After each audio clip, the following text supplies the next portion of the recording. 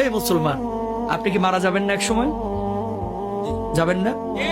হয়তোবা কোনো গরমকালে আপনি মারা যাবেন, অথবা বর্ষাকালে মারা যাবেন। যেদিন আপনি মারা যাবেন, রূহটা যখন কবজ হবে, দেখবেন অনেক মানুষ ফেল ফেলায় তাকায় থাকে, কথা বলতে পারে না।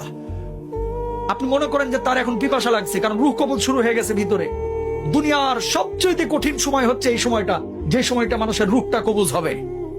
তখন আপনি যে এই যে মুখে পানিটা ঢেলে দেন, দেখবেন যে পানিটা গিলতে পর্যন্ত পারে না, ঠোঁটের দুই কিনারা দিয়ে ওই পানিটা বের হয়ে যায়। আল্লাহু আকবার। ঠিক ওই সময়টা আপনার স্ত্রী আপনার দিকে তাকিয়ে থাকে, আপনার ছেলে আপনার দিকে তাকিয়ে থাকে, আপনার মেয়ে আপনার দিকে তাকিয়ে থাকে, আপনিও কিন্তু তাদের দিকে তাকিয়ে থাকেন। অনেক কিছু বলতে চান কিন্তু বলতে পারেন না, কারণ আপনার ভিতরে যে জ্বালা তৈরি হয়েছে, এই জ্বালা আপনি ছাড়া আর কেউ বুঝতে পারে না, ঠিক কিনা?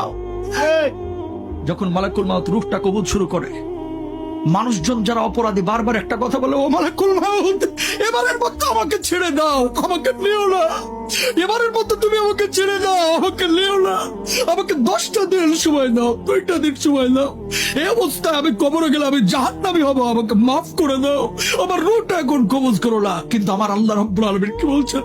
হাত্তা ইদা জাহাদাহুল মাউত ক্বালা রাব্বিরজিউন লাআল্লি আ'মালা সালিহান ফীমা তারাকতু। আমার আল্লাহ রাব্বুল আলামিন বলছেন, এই দুনিয়ার মানুষ, তোর কি আমি 60 বছরের জীবন দেই নাই? তোর কি আমি 40 বছরের জীবন দেই নাই? তুই কেন তখন বুঝলি না? কেন সৎ কাজ করলি না? কেন তওবা করলি না? ও মুসলমান, এই রূহ কবজের সময় কষ্ট যন্ত্রণা আপনার আমার হবে না, এই গ্যারান্টি আপনারা দিয়েছে কে? যন্ত্রণা, আল্লাহর নবীর যখন রূহটা কবজ করা হচ্ছে, নবীজির কপালটা বারবার ঘেমে যাচ্ছে।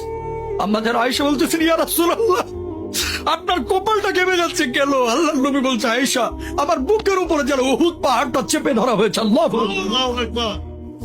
আল্লাহর নবীর যদি এই অবস্থা হয়, আপনার আবার অবস্থাটা কি হতে পারে আপনি জানেন না?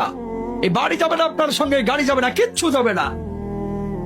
আপনি মারা যাবেন, ব্লেড দিয়ে আপনার জামা কাপড়গুলো কেটে খাটিয়ার উপরে আপনাকে রেখে, সন্তান সন্ততি বা আত্মীয় স্বজন বন্ধু বান্ধব ঘর থেকে লাশটা বাইর করে ওই